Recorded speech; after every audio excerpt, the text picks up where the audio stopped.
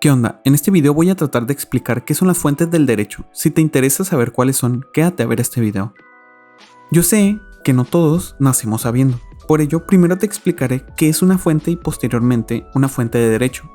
No vaya a ser que me digas que en la primaria no llevaste derecho, como los de este video.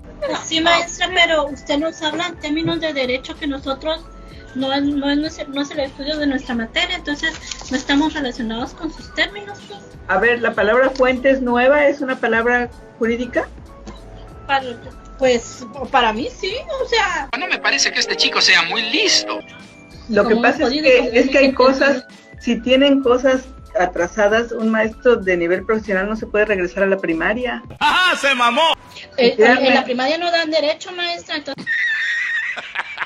No, entonces ya lo tiene que regresar a la sé, primaria. Entonces lo tampoco nos titule de ignorantes, maestra. No, es que la palabra fuente no es una palabra jurídica.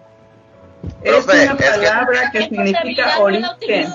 Profe, lo que pasa es que usted tiene otro concepto de fuentes y nosotros tenemos otro. A lo mejor es por eso en que no coinciden y no sabemos qué hacer, pues. A ver, dígame, ¿qué es fuente para usted? Esa es una excelente pregunta. Pues pueden ser muchas cosas. No, hombre, unos genios. Ahora sí, comencemos. La palabra fuente deriva del latín font o fons, que significa lugar donde emana el agua de la tierra. Entonces, fuente lo podemos interpretar como el origen de donde sale el agua. En la vida cotidiana, solemos llamar fuente a las fuentes de agua artificiales que decoran un lugar, por lo cual, para efectos de este video, descartemos totalmente esa definición y refirámonos a la palabra fuente como aquella en donde surge algo. Entonces, la fuente de derecho se puede definir a todo aquel origen que da lugar al derecho o, en simples palabras, el origen del derecho. Bueno, entonces, ¿por qué nace el derecho? ¿Qué es lo que origina el derecho? Eso es lo que veremos a continuación. En términos jurídicos, la palabra fuente debe entenderse de diferentes formas, pero solo daré un enfoque a dos. En primera, es cuando se refiere a los hechos que dieron lugar a crear una norma, ya sean por cuestiones económicas, políticas, naturales, culturales, entre otras. En pocas palabras, se refiere a los hechos que motivaron directa o indirectamente a crear una norma. Por ejemplo, la Ley Olimpia en México. Los hechos que motivaron su origen fue que en redes sociales se amenazaban a las personas con la difusión de material personal y sensible. A esa acción jurídicamente se le catalogó como una violación a la intimidad sexual. Por ello, se creó esta serie de normas que se adicionaron para castigar a quien difunda contenido personal y sensible y así evitar que lo hagan en un futuro. A esta fuente se le conocen como fuentes reales o materiales del derecho.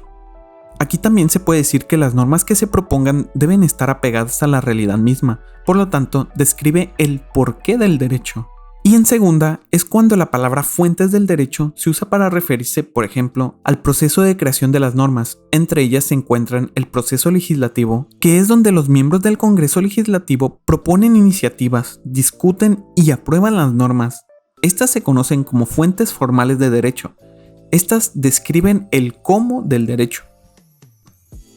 También podría mencionar a las fuentes históricas, que son documentos o acontecimientos históricos que llevaron a ser a lo que ahora se conoce como derecho, o las fuentes de producción del derecho, que son las personas o autoridades que la propia ley faculta para producir derecho. Por ejemplo, los decretos presidenciales, pero nos enfocaremos en las dos primeras. Te aviso que las explicaciones que daré a continuación contienen conceptos jurídicos un poco técnicos. Por ello, te recomiendo ver mi video Me pueden demandar por infidelidad, ya que ahí simplifico las características de las normas y así entenderás todos estos términos que daré a continuación. Entonces dijimos que las fuentes reales o materiales motivaban el por qué crear las normas jurídicas, pero para aplicar ese por qué debíamos averiguar el cómo llevarlas a cabo. Por ello se analizará el cómo de las fuentes formales. Estas fuentes, como ya lo mencioné al inicio, son aquellas que se refieren a los procesos o actos a través de los cuales se les da a las normas la característica para ser jurídicas.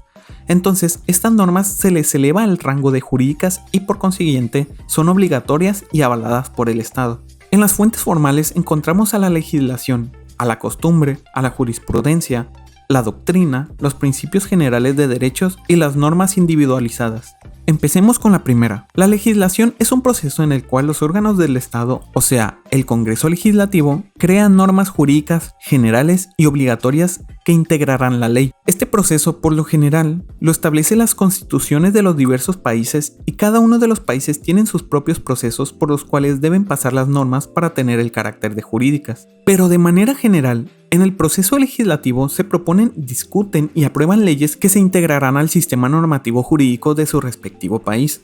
Ese sistema normativo jurídico son las leyes de un país, por lo tanto, ese proceso para la creación de esa ley constituye una fuente de derecho formal. Haré un video exclusivamente para explicar el proceso legislativo de mi país. La segunda es la costumbre. En términos simples, la costumbre es aquella conducta reiterada que surge de los grupos sociales y que puede ser voluntaria u obligatoria, si ya así está establecida. Una vez implantada y obligatoria, se considera como derecho nacido consuetudinario. La costumbre tiene 3 diferentes acepciones. La primera es la referente con arreglo a derecho, que se refiere a que la costumbre está a la par de lo establecido por la ley. Por ejemplo, los días de descanso obligatorios para los trabajadores, ese día, por costumbre y por ley, no se trabaja. La segunda es la referente a la costumbre como forma supletoria de la ley, que se refiere a que la costumbre puede sustituir, o mejor dicho, complementar, la falta de ley en un supuesto dado. Por ejemplo, en las llamadas tandas secundinas, un grupo social se organiza para recibir una cantidad de dinero como parte de un ahorro y genera una deuda solidaria aunque no esté expresamente regulada por una ley. Y la tercera se refiere a la costumbre, que es contraria a la ley, o también llamada mala costumbre. Por ejemplo, las peleas de perros clandestinas, las peleas de gallos o estacionarse donde no se debe, ya que implicaría una multa por parte de la autoridad vial, no pagar impuestos, dar sobornos o mordidas a las autoridades, etc. Sigamos con la tercera fuente formal, la jurisprudencia. La jurisprudencia, en términos simples, es un precedente de carácter obligatorio. Es una interpretación o indagatoria de la ley que hacen los órganos correspondientes encargados de impartir justicia de cada país. Para que el órgano correspondiente interprete o indague la ley, se necesita la emisión de resoluciones o sentencias con los principios y doctrinas que se tomaron en consideración. Esto para efectos de cubrir las lagunas que puedan existir en las leyes, ya que en ningún país de Latinoamérica tiene como requisito la carrera de leyes para ser diputado o senador. Y al tener estos servidores públicos solo nociones de conocimiento de derecho, suelen no ser muy explícitos a la hora de crear normas, creándolas con ambigüedades, lagunas o cualquier otra interpretación que el mismo gobernado le puede dar. Por ello, la jurisprudencia funciona como un parche a la legislación, ya que interpreta o indaga las intenciones que tuvo el legislador para crear la norma. También la jurisprudencia va más allá de lo que la ley dicta expresamente. Por ejemplo, en México se dio el caso de que un servidor público de Veracruz, el fiscal, bloqueó a un periodista en Twitter, por lo cual el periodista accedió a los tribunales para reclamar ese bloqueo. Pero no hay una ley donde expresamente te mencione que no se permitan los bloqueos de cuentas de servidores públicos a periodistas o personas en redes sociales. Por lo tanto, aunque no haya esa ley, hay principios y doctrinas que respaldan las afectaciones a los derechos de esas acciones. Por lo tanto, la Suprema Corte de México emitió una sentencia donde le ordenaba al servidor público de Veracruz a desbloquear al periodista de la red social llamada Twitter. Veremos la jurisprudencia más a fondo en otro video. Lo referente a la doctrina se refiere a una enseñanza, ciencia, sabiduría u opinión de uno o varios autores en cualquier materia. En el derecho, la doctrina entonces se refiere a la enseñanza, ciencia, sabiduría u opinión de un autor en el campo del derecho. Los autores, que son estudiosos de derecho y tienen la capacidad de crear doctrina jurídica, se les conoce regularmente como juristas, aunque también pueden ser llamados de diferentes formas. Por ejemplo, doctrinario, jurisconsulto, jurisperito, jurisprudente o exégeta, cada uno, por supuesto, con su definición correspondiente. La doctrina jurídica está formada por opiniones de expertos en derecho, que están suficientemente prestigiados, autorizados y valiosos, por mencionar algunos contemporáneos, a Hans Kelsen, Herbert Hart, Ronald Dworkin y el argentino Carlos Santiago Nino. En la práctica, la doctrina como fuente de derecho se suele tomar en cuenta para las resoluciones judiciales, cuando es un caso muy complejo y difícil de resolver, justificando con ello la toma de decisiones de la sentencia. Pero regularmente no se tiene el nivel de obligatoriedad el aplicar la doctrina en las sentencias, por lo que generalmente se utiliza para documentarse y ampliar la cultura jurídica de los estudiosos del derecho. La quinta se refiere a los principios generales de derecho. Estos principios del derecho son verdades jurídicas notorias, indiscutibles, de carácter general, que se elaboraron o se seleccionaron por la ciencia del derecho. En pocas palabras, en la vida cotidiana se le podrían llamar los dichos del derecho. Si por ejemplo se suele decir que el que madruga, Dios lo ayuda, en los principios generales del derecho sería: el desconocimiento de la ley no exime su cumplimiento. Nadie puede ser juzgado 2 veces por la misma causa. Lo que no está prohibido está permitido. Lo accesorio sigue la suerte de lo principal, entre otras. Estos principios se suelen usar regularmente en la argumentación jurídica dentro de los procesos jurisdiccionales. Y también, cuando falte las disposiciones expresas por la ley, se puede aplicar supletoriamente estos principios siempre que encuadren dentro del supuesto en disputa. Y por último, las normas individualizadas. Como norma individualizada, hay que entenderse como normas que se aplican individualmente a un sujeto o sujetos y que solo obliga a los que sean parte del mismo. Esta norma se encarga de establecer derechos y obligaciones a ciertas personas en casos y situaciones concretas. Por ejemplo, la sentencia que emite un juez solamente aplica para quien sea parte de ese juicio, no para todas las personas.